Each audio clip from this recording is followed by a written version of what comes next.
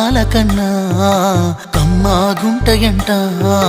లేక లేక నేను ఫోను చేస్తే నువ్వు హల్లో అన్నవంటే బెల్లం బువ్వ కన్నా తీయగుంటదంట. ఎన్నడూ నాడు ఫోను చేసి బాగున్నావన్నవంటే ఏడాది ఎండల్లో ఉంటేనై మోస్తున్న నా బతుకు కష్టాలని పిల్ల వీసేయి వట్టాలని. నల్లని సీకట్లో ఒకదాన్నే కూసున్న దిక్కులేని పచ్చినయ్యి బావా నువ్వెప్పుడొస్తావని. ఏళ్ళైపోతుంది పిల్ల ఎన్నెలొచ్చింది మన బతుకులా. ఏలైపోతుంది పిల్ల ఏలు వట్టంగా వస్తున్నాగా.